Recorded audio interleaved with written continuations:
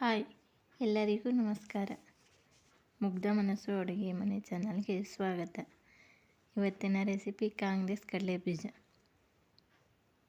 ಬನ್ನಿ ಹೇಗೆ ಮಾಡೋದಂತ ನೋಡಿಕೊಳ್ಳೋಣ. ಮೊದಲು ಒಂದು ದಪ್ಪ ತಳದ ಬಾಣಲೆಯನ್ನು ತೆಗೆದುಕೊಂಡು ಅದಕ್ಕೆ 1 ಕಪ್ ಕಡಲೆ ಬೀಜವನ್ನು ಹಾಕಿ ಕಡಿಮೆ ಉರಿಯಲ್ಲಿ ಚೆನ್ನಾಗಿ ಹುರಿದುಕೊಳ್ಳಿ. ಆದಷ್ಟು ಕಡಿಮೆ ಉರಿಯಲ್ಲಿ ಹುರಿದುಕೊಳ್ಳಿ.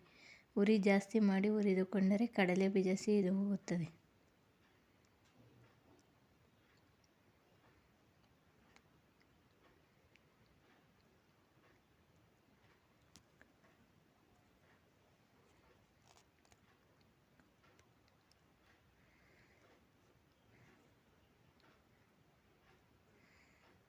ನೋಡಿ, ಕಡಲೆ ಬೀಜ ಆಗಲೇ ಸಿಪ್ಪೆ ಎಲ್ಲ ಬಿಟ್ಕೊಂಡು ಬರ್ತಿದೆ. ಈ ರೀತಿ ಹುರ್ಕೊಂಡ್ರೆ ಸಾಕು. ಕಡಲೆ ಬೀಜ ಸಿಪ್ಪೆ ಎಲ್ಲ ಬಿಟ್ಕೊಂಬರೋ ಥರ ಹುರ್ಕೊಂಡ್ರೆ ಸಾಕು.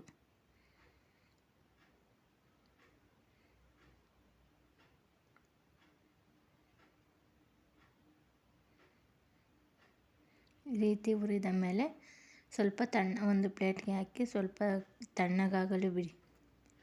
ಸ್ವಲ್ಪ ತಣ್ಣಗಾದ ನಂತರ ಒಂದು ಬಾಕ್ಸ್ನ ಮುಚ್ಚಳ ಏನಿದ್ರೂ ತಗೊಂಡು ಕಡಲೆ ಬೀಜನೆಲ್ಲ ಸ್ಮ್ಯಾಶ್ ಮಾಡ್ಕೊಳ್ಳಿ. ಅಂದರೆ ಸಿಪ್ಪೆ ಹೋಗೋ ಥರ ಸ್ಮ್ಯಾಶ್ ಮಾಡಿ, ಪೂರ್ತಿ ಇದು ಮಾಡೋಕ್ಕೆ ಹೋಗ್ಬಿಡ್ರಿ. ನೋಡಿ, ನಾನು ತೋರಿಸ್ತಿದ್ನಲ್ಲ, ಇಷ್ಟು ಮಾಡಿದ್ರೆ ಸಾಕು. ಸಿಪ್ಪೆ ತೆಗೆದ ಕಡಲೆ ಬೀಜವನ್ನು ಒಂದು ಪ್ಲೇಟ್ಗೆ ತೆಗೆದಿಟ್ಟುಕೊಳ್ಳಿ. ನಂತರ ಒಂದು ಬಾಣಲೆಯನ್ನು ಬಿಸಿ ಇಟ್ಟು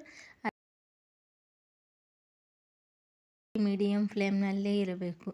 ಅಚ್ಚ ಖಾರದ ಪುಡಿ, ರುಚಿಗೆ ತಕ್ಕಷ್ಟು ಉಪ್ಪು, ಸ್ವಲ್ಪ ಕಲರ್ಗೋಸ್ಕರ ಅರಿಶಿಣ, ಸ್ವಲ್ಪ ಕರಿಬೇವಿನ ಸೊಪ್ಪು ಹಾಕಿ ಫ್ಲೇಮ್ ಕಡಿಮೆನೇ ಇರಬೇಕು ಮಾಡಿಕೊಂಡು ಸ್ವಲ್ಪ ಅದನ್ನು ಚೆನ್ನಾಗಿ ಹುರಿದುಕೊಳ್ಳಿ.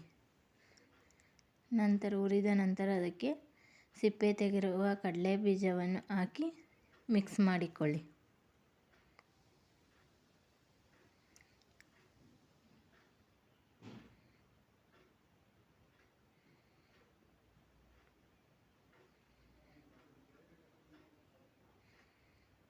ನೋಡಿ, ಇವಾಗ ರೆಡಿಯಾಗಿದೆ. ಈ ವಿಡಿಯೋ ನೋಡಿದ ನಿಮಗೆಲ್ಲರಿಗೂ ತುಂಬ ಹೃದಯದ ಧನ್ಯವಾದಗಳು.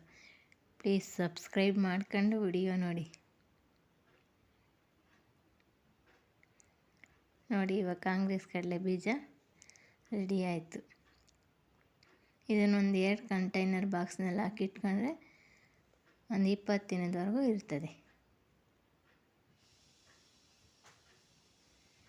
Thank you for watching.